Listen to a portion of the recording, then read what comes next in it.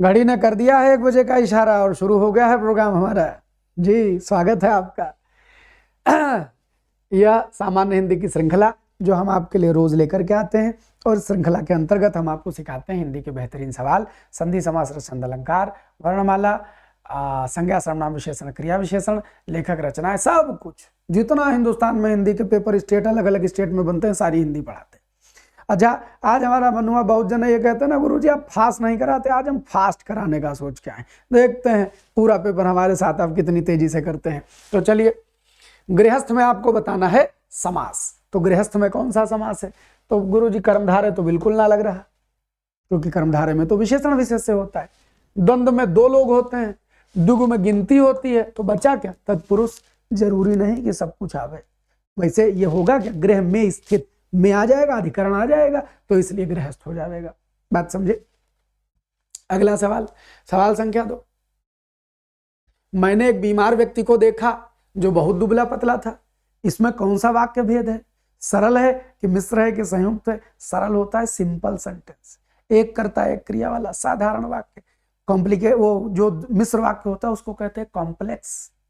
एक वाक्य दूसरे पर आश्रित होता है। मैंने एक बीमार व्यक्ति को देखा जो बहुत दुबला पतला था। कैसे को देखा? जो बहुत दुबला पतला था। इस वाक्य की अर्थ की क्लियरिटी के लिए इस पर डिपेंडेंसी है। इस डिपेंडेंसी की वजह से इसको क्या बोलेंगे? इसको बोलेंगे मिश्र वाक्य। और अगर और तथा एवं या तथा अथवा आदि से कुछ शब्द जो वाक्य जोड़ दिए जाते हैं तो उनको क्या बोलते हैं? फिर उनको बोला जाता है संयुक्त वाक्य। ये याद रहेगा, रहना ही चाहिए। अगला सवाल देखें, विषय वस्तु के सभी अंग सामने आने पर स्पष्ट हो जाना के लिए एक शब्द क्या है? बहुत गजब सवाल बच्चा, इसको बहुत आदमी, एक बार एक पेपर में आया था, मान नरक मचा दिए सब, लेकिन इसका जो सही उत्तर है वो होगा सी। न प्रत्यक्षदर्शी, न पारदर्शी, न हस्तालाघव, हस्तामलक। ये है क्या? ये 2 शब्दों से मिलकर के बना है। हस्त माने हाथ और आमलक, आमलक तत्सम है काहे का? आंवले का, आंवले का। तो हस्तामलक माने हाथ पर आंवले जैसा। हस्तामलक माने हाथ पर आंवले जैसा। तो हस्तामलक जैसे हाथ पर आंवला रखो तो एकदम साफ साफ देख सकते हो क्या कहां है। तो कोई चीज जैसे हाथ पर आंवला रखा हो इतनी स्पष्ट दिखाई पड़े तो उसको कहते हैं हस्तामलक या हस्तामलकवत, हाथ पर रखे हुए आंवले के समान। तो विषय वस्तु के सभी अंग यदि सामने आ जाए तो उसको क्या बोलते हैं भैया? हस्तामलक या हस्तामलकवत बोलते हैं। इसको याद रखो। अगला सवाल है,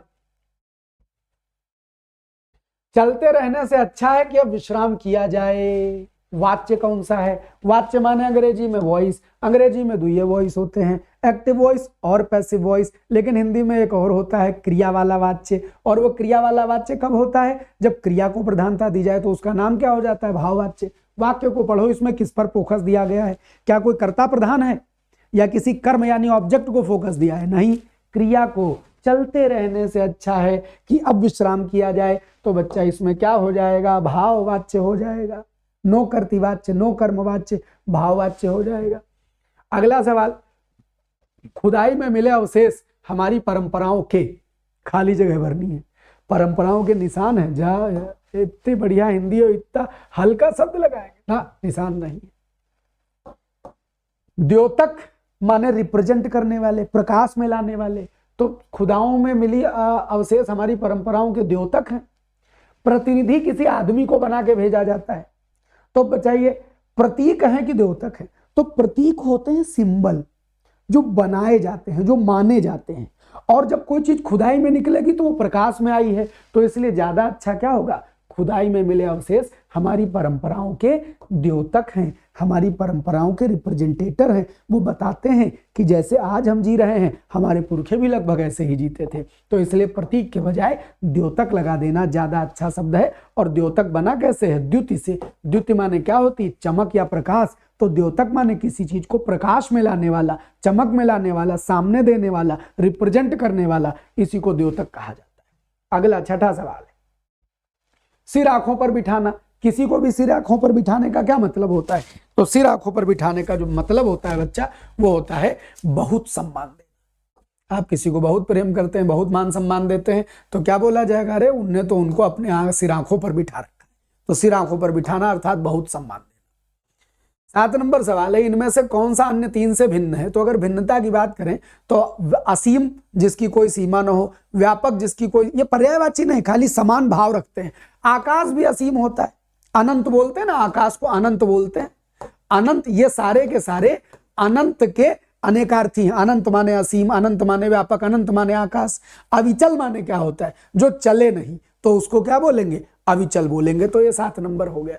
8 नंबर सवाल, अनासक्ति में कौन सा उपसर्ग प्रयोग किया गया है? तो भैया अनासक्ति में अन आसक्ति, अब याद रखिएगा मूल शब्द अन ही है। आसक्ति माने क्या होता है? आसक्ति माने क्या होता है? वैसे आप कहें तो अगर आसक्त बनाया जाए तो कह सकते हैं कि इसमें दोनों लीजिए, अकेले से काम नहीं चलेगा। जब दोनों लिखे हैं तो दोनों लेना पड़ेगा। देखिए, जब आप कहते हैं अन धन आसक्ति, तो इसमें इसको मैं तोड़ के एक एक शब्द दिखाता हूं। देखो, अनासक्ति लिखा है,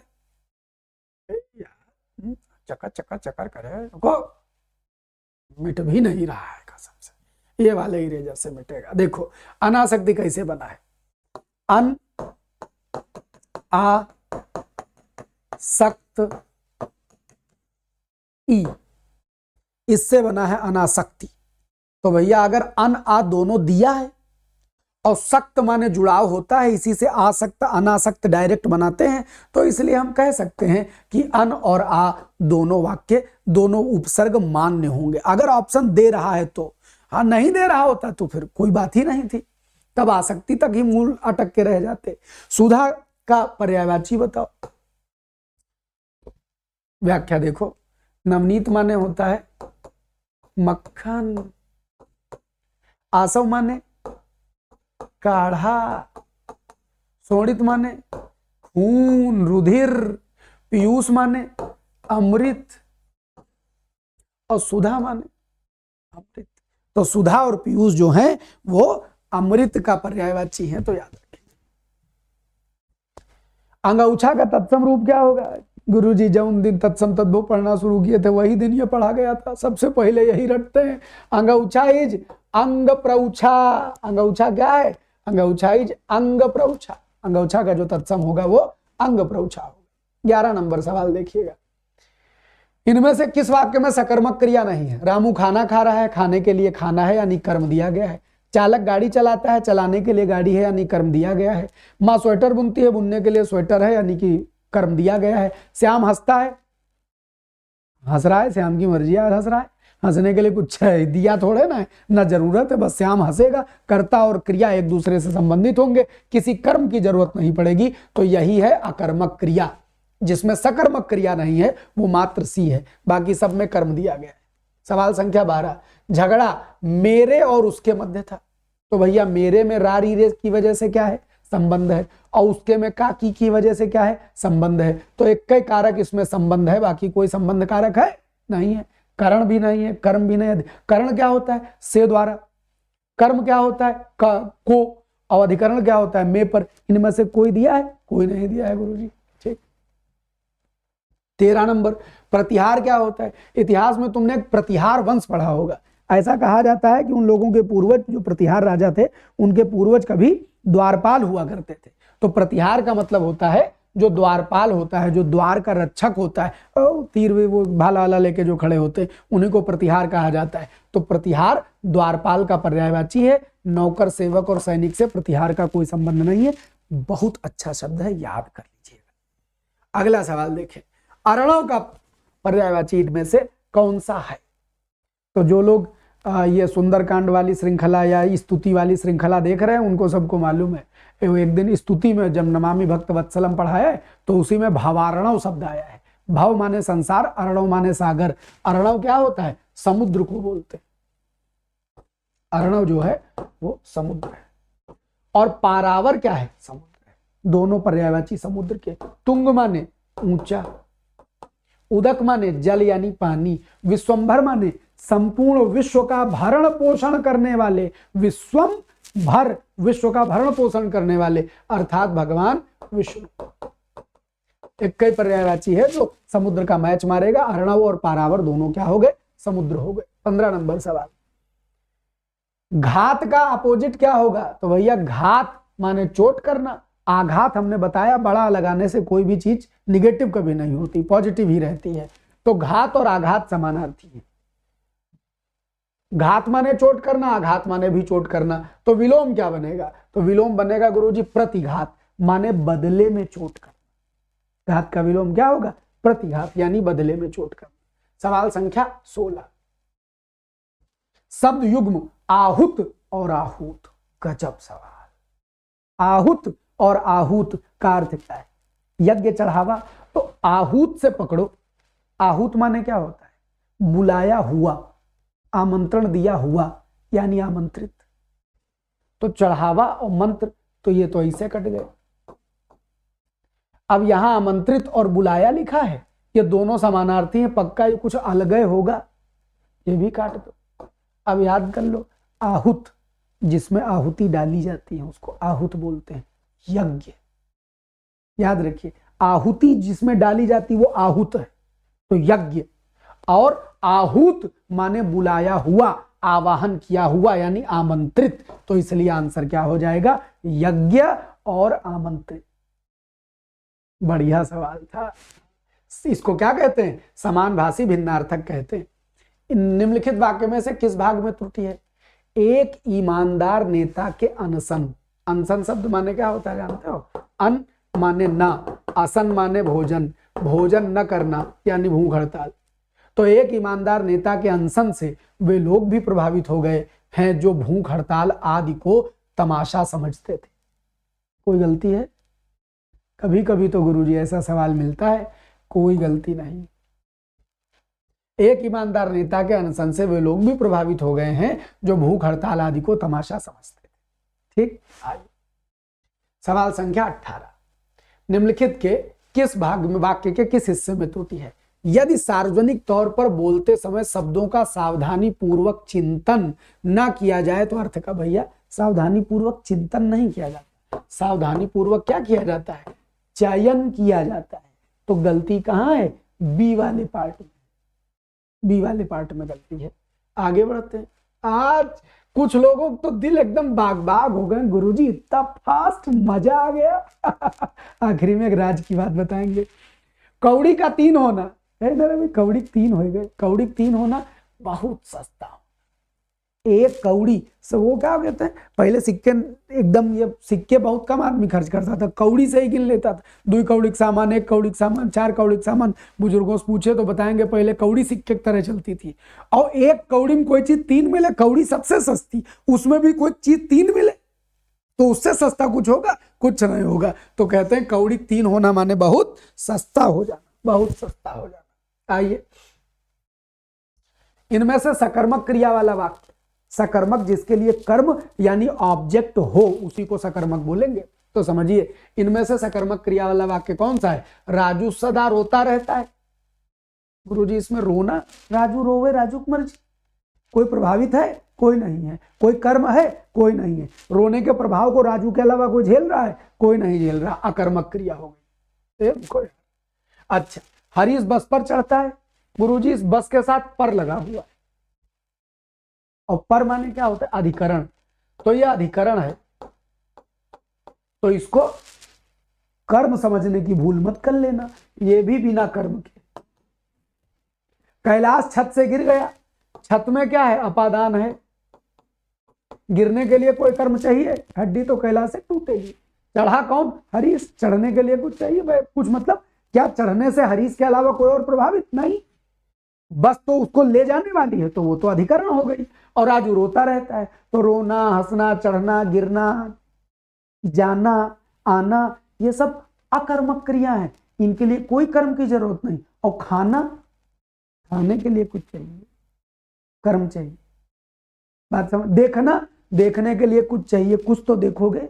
तो देखना, खाना, पीना, इनके लिए कर्ता और क्रिया के साथ कोई एक चीज और चाहिए, उसी को ऑब्जेक्ट बोलते हैं। तो वो एक चीज जो एक्स्ट्रा चाहिए होती है कर्ता और क्रिया के अलावा, वो कर्म होती है। और जिसके साथ कर्म मौजूद हो वो सकर्मक है, और जिसके साथ कर्म न हो अकर्मक है। सतीश ने खरीदे क्या? केले। यहां है केले, तो ये क्या हो जाएगा? सकर्मक वाक्य हो जाएगा, बाकी सब अकर्मक रहेगा। ये सवाल एक बार करवाया था अभी जल्दी ही। अगला बेहतरीन सवाल, वही छंद वाला सवाल, गीतिका हर गीतिका रोला उल्लाला, तो गुरुजी रोला उल्लाला तो कभी सुने नहीं है, गीतिका हर गीतिका ऑप्शन में लिखा हो तो एक बार वो धुन बना लो। हे प्रभु आनंद दाता भाव उज्ज्वल कीजिए, छोड़ दे मैं छल कपट को। अब देखो, बीती नहीं यद्यपि अभी तक है निराशा की निशा, है किंतु आशा भी की होगी दीप्त फिर प्राची दिशा। हरि गीतिका हरि गीतिका हरि गीतिका हरि गीतिका हरि गीतिका हरि गीतिका हरि गीतिका हरि गीतिका।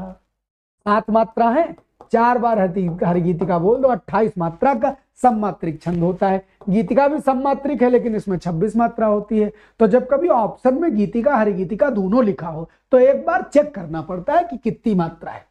तो 2 2 4 1 5 2 7 1 7 2 9 1 10 1 11 1 12 2 14 1 15 1 16 2 18 1 19 2 21 2 23 2 25 1 26 और 2 28। मैंने यहां पर 2 क्यों लगाया है ये अलग से समझना पड़ेगा। नियम होता है कि यदि कोई आधा अक्षर प्रयोग किया जाए तो उसके पहले वाले को दीर्घ करना पड़ता है। जैसे अगर संत लिखा है तो सा पे 2 मात्रा लगाएंगे, ता पे 1 लगाएंगे। ये नियम है, छंद के मात्रा लगाने के नियम कभी सिखाएंगे तो ये समझा देंगे। बहरहाल 28 मात्रा आ गई, हमारे धुन में सेट हो गया। गिने कौन, धुन में सेट हो रहा है ना, मारो हरि गीतिका। आओ जी, 22 नंबर सवाल है। इसमें पूछा जा रहा है, जा 4 ऑप्शन लिखा, कम हो यार। हाँ ठीक। ऐसे बेहाल बेईमान सो पग कंटक जाल लगे पुनि जोए, हाय महा दुख पायो सखा तुम आए तय न की तय दिन खोए। आगे कि पास देखी सुदामा की दीन दशा, करुणा करी के करुणा निधि रोए, ओ पानी परात को हाथ छुयो नहीं, नैनन के जल से पग धोए।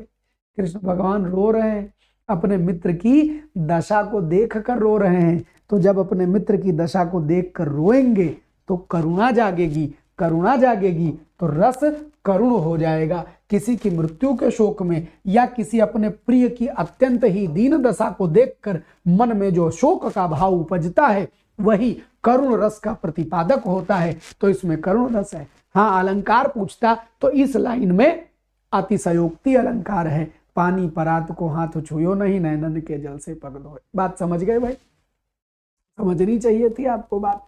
अच्छा, तो एक जानकारी देना चाहता हूं, वो ये कि हमारी नियमित कक्षा लाइव 1 बजे चलती है और रात 9:15 बजे RO की क्लास चलती है। तो 9:15 PM पर RO का शेड्यूल मिलेगा, 1 बजे आपका जनरल हिंदी का शेड्यूल मिलता है। और 22 जनवरी तक शाम को 5 बजे एक क्लास चलती है और वह क्लास है राम मंदिर श्रृंखला, जिसमें हम संस्कृत की, हिंदी की, रामचरितमानस की तमाम सारी सूक्तियों की व्याख्या कर रहे हैं। इन व्याख्याओं के माध्यम से आपको पर्यायवाची रस, छंद, अलंकार आदि की जानकारी होती है। आज शाम 5 बजे का क्लास देखना मत भूलिएगा। बहुत बहुत धन्यवाद। खूब खुश रहिए, सदा सर्वदा आनंदित रहिए, मस्त रहिए, बिंदास रहिए। ईश्वर का आप पर अनुग्रह हो। खत्म करते हुए बात बता देना चाहता हूँ, आज आप ये रिकॉर्डेड सेशन देख रहे हैं। आज हम अयोध्या में हैं, अभी 3 बजे से कार्यक्रम है, इसीलिए हम यहाँ आ गए हैं और रात में आपके लिए रिकॉर्ड करके जा रहे हैं। इस समय देखो घड़ी में, हाँ, रात के 19 जनवरी के रात के 2:10 दिख रहा है। हाँ, इस समय रिकॉर्ड कर दिए हैं, ये आप रिकॉर्डेड देख रहे हैं। ठीक, हाँ, तो ये जो मेहनत है, हाँ, ये सफल करिए। वर्दी पहन के दिखाइए, मैं सरकारी नौकरी लेके दिखाइए। आपके लिए अगले दिन छुट्टी है, तो अगर ये मास्टर रात 2 बजे जाके क्लास बना सकता है तो तुम पढ़ नहीं सकते। पूरे मन से, पूरे शिद्दत से, मन प्राण लगा के पूरी शिद्दत से पढ़ो। भोलेनाथ चाहेंगे सिलेक्शन होगा। आज के एपिसोड को करेंगे यहीं खत्म। मुलाकात करेंगे अगले एपिसोड में हम, तब तक के लिए जय हिंद बच्चा, खूब खुश रहो। बाकी कल से तो लाइव मिलबे करेंगे।